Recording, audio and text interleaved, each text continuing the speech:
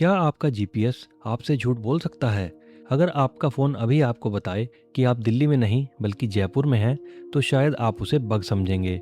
लेकिन अगर यही घटना किसी विमान, जहाज़ या एम्बुलेंस को दिखाई जाए, तो क्या होगा? सबसे डराने वाली बात यह है, ऐसा करने के लिए जीपीएस को हैक करना भी ज़रूरी नहीं होता। तो क्या कोई चुपके से आपके जीपीएस को जैम या स्पूफ कर सकता है? अगले कुछ मिनटों में हम जानेंगे कि जीपीएस पर यह अदृश्य हमला कैसे काम करता है और क्यों दुनिया के कई हिस्सों में ये पहले से हो रहा है। जीपीएस पर भरोसा करना हमारी आदत बन चुका है। नई जगह जाना हो, खाना ऑर्डर करना हो, कैब बुलानी हो या हवाई सफ़र करना हो, हम बिना सोचे जीपीएस पर भरोसा कर लेते हैं। लेकिन ये समझने से पहले कि कोई जीपीएस को जैम या स्पूफ कैसे करता है, हमें ये समझना होगा कि जीपीएस असल में काम कैसे करता है। लेकिन सच ये है, जीपीएस कोई जादू नहीं बल्कि बेहद सटीक मैथ का कमाल है। पृथ्वी के चारों तरफ लगभग 20,200 किलोमीटर की ऊंचाई पर दर्जनों जीपीएस सैटेलाइट्स लगातार घूम रहे होते हैं। इनमें से हर सैटेलाइट हर सेकंड अपनी पोजीशन और बिल्कुल सही टाइम वाला एक बेहद कमज़ोर रेडियो सिग्नल पृथ्वी की तरफ भेजता रहता है। आपका फ़ोन या जीपीएस रिसीवर एक नहीं बल्कि कई सैटेलाइट्स के सिग्नल एक साथ पकड़ता है। फिर उन सिग्नल्स को आने में लगे समय का हिसाब लगाकर आपकी सही लोकेशन पता करता है। यानी जीपीएस आपको देखकर नहीं बताता कि आप कहाँ हैं, बल्कि सिग्नल्स के समय को मापकर आपकी पोजीशन निकालता है। यही छुपी है इसकी सबसे बड़ी ताकत और सबसे बड़ी कमजोरी भी, क्योंकि जीपीएस सैटेलाइट से आने वाले ये रेडियो सिग्नल इतने कमज़ोर होते हैं कि जब तक ये पृथ्वी तक पहुंचते हैं उन्हें एक छोटे से रेडियो ट्रांसमीटर से भी प्रभावित किया जा सकता है। यहीं से शुरू होता है पहला हमला, जीपीएस जैमिंग। जैमिंग में कोई जीपीएस सिग्नल चुराया या बदला नहीं जाता, बस उस फ्रीक्वेंसी पर इतना तेज़ रेडियो नॉइस भेजा जाता है कि आपका फ़ोन या जीपीएस रिसीवर असली सिग्नल सुन ही नहीं पाता। नतीजा, लोकेशन गायब हो सकती है, नेविगेशन रुक सकती है और जीपीएस पर निर्भर सिस्टम काम करना बंद कर सकते हैं। लेकिन इससे भी ज़्यादा खतरनाक है जीपीएस स्पूफिंग।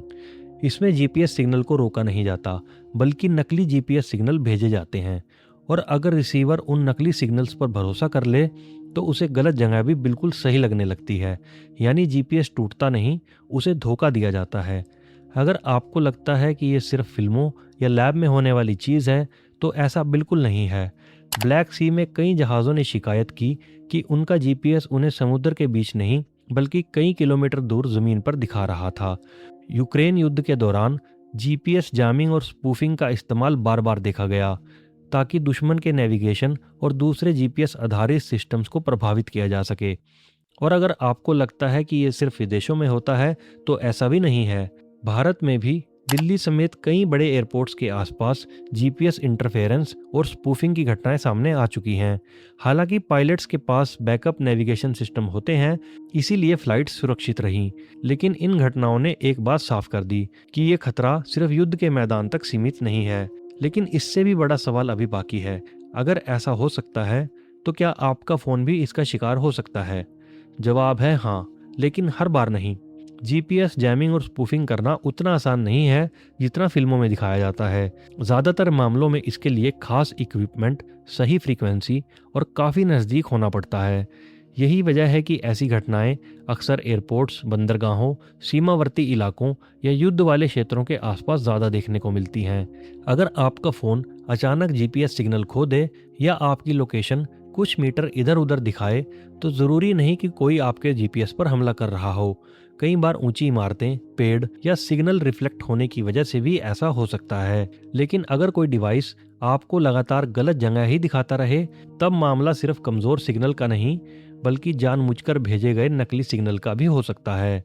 और यही वजह है कि अब दुनिया सिर्फ बेहतर जीपीएस बनाने की नहीं बल्कि उसे ऐसे हमलों से बचाने की भी कोशिश कर रही है। लेकिन सवाल ये है कि अगर जीपीएस जैम या स्पूफ हो जाए तो प्लेन्स, शिप्स और कार्स का क्या होगा? आज बड़े प्लेन्स सिर्फ जीपीएस पर निर्भर नहीं रहते, उनके पास इनर्शियल नेविगेशन सिस्टम यानी आईएनएस जैसे बैकअप सिस्टम भी होते हैं, जो कुछ समय तक बिना किसी सैटेलाइट सिग्नल के भी उनकी पोजीशन का अंदाज़ा लगा सकते हैं।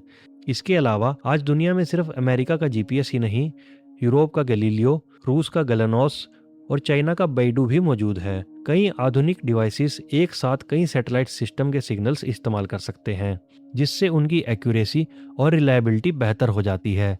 लेकिन एक बात याद रखिए, जैसे जैसे हमारी दुनिया जीपीएस पर ज़्यादा निर्भर होती जा रही है, वैसे वैसे उसे जाम और स्पूफ करने के तरीके भी आगे बढ़ रहे हैं। शायद यही वजह है कि भविष्य की सबसे बड़ी लड़ाइयाँ सिर्फ ज़मीन, समुद्र या आसमान में नहीं, बल्कि कई अदृश्य सिग्नल्स पर भी लड़ी जाएंगी, क्योंकि आज हमारी पूरी दुनिया उन्हीं अदृश्य सिग्नल्स के भरोसे चल रही है।